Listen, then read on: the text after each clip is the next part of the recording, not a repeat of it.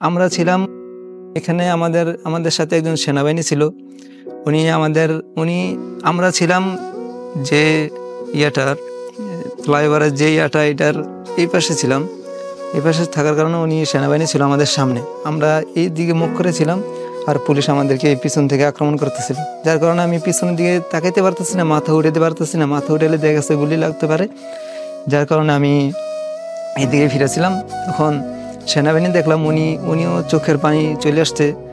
তারপরে আমার সাথে যে দু একজন ছিল, উনি বলতেছে, দেখছেন স্যার, নগদ গুলি করতেছে, স্যার নগদ মানুষ মারতেছে, এখন আমাদেরকে সাহায্য করেন। উনি সেনাবাহিনী, উনি নিজে একটি বিভ্রান্তির ভিতরে পড়ে আছে। আমার যখন প্রায় 20 থেকে 25 জন ছিলাম, তখন দেখলাম যে যার উপর গুলি পড়ে সে নগদ মারা যাচ্ছে। তারপরে আমি একটু হাতটা আলগি দিয়ে শুয়েছিলাম, যার কারণে আমাকে গুলি করছিল।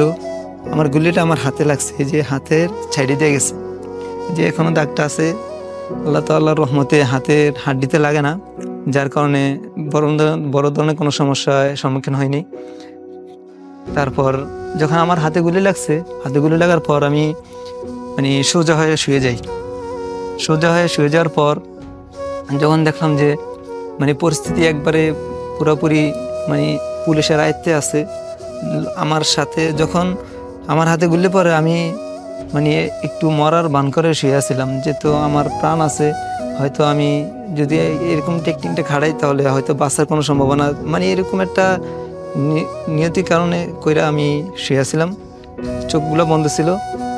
যার কারণে যখন আমি চোখ মিলে দেখি, কিছুক্ষণ পর চোখ মিলি, তখন দেখলাম যে আমার সামনে থেকে, আমার পায়ের সামনে থেকে, আমার একবার নিকটতম থেকে ফায়ার করতেছে।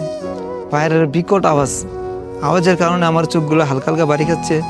তখন তো সূর্যের আলোটা একটু চোখের মধ্যে লাগছে, যার কারণে আমার চোখ বাইরে করতেছে। তখন পাশে থাকা একজন পুলিশ দেখে বলতেছে, এই যে এটা মরা নাই। তখন কাছে আসছে, 4-5 জন কাছে আসছে, আইসা কয়েকজন লাথি দিছে আমার মাঝে, আমার পায়ে লাথি দিছে, অনেক জোরে জোরে লাথি দিছে। তারপর দেখছি যে আমি একটু লাড়া দিছি, লাড়া দেওয়ার পর তারপর আমাকে পানি আনছে, পানি আনি না আমার মুখে ছিটা দিছে। আর তখন আমি পরিপূর্ণভাবে চোখ মেলছি।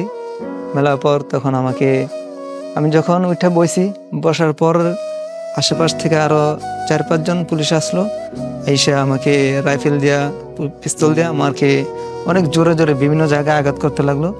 তখন আমি চিৎকার করতেছিলাম, আমি কইছিলাম, স্যার আমাকে ছেড়ে দেন, দয়া করে ছেড়ে দেন। তারপরে এইসব শোনার পর যিনি আমাকে পানি দিছিল, উনি আবার বলতেছে, অনেক আর মারি না, দেখি। পরে দেখলাম যে আমার এই রানগুলা ফুলে গেছে, রাইফেল দিয়ে আঘাত করছে, রক্তমুক্ত জমে গেছে, অনেক আহত হয়েছিলাম। আমার পায়ের হাড়গুলো মোটামুটি ভাবে জখম হয়েছে। তারপরে আমাকে যখন পানি দিছিল, উনি আমাকে ওনাদের হাত থেকে বাঁচাই বলতেছে, ওনাকে ছেড়ে দাও। এর আগে আমাকে যখন পার দিয়েছে রাইফেল দিয়ে, তখন আমাকে এই জায়গায় পার দিছিল। এই জায়গায় পার দেওয়ার কারণে আমার চোখটা ফুলে গেছিল, তখন এই জায়গায় ফেটে গেছে, এই আশেপাশে যা আছে সবগুলা জখম হয়েছে, আর নাকের এই জায়গাটা দাঁতগুলো সমস্যা হয়েছে। তখন আমার এই চোখ দেখি নাই, এই চোখ অন্ধ ছিল। তখন আমার যে ডাইন চোখ খোলা ছিল, তখন আমাকে বলতেছে, পুলিশটা বলতেছে যে পানি দিয়ে উঠেছে, উনি বলতেছে যে উনি যদি যাইতে পারে তাহলে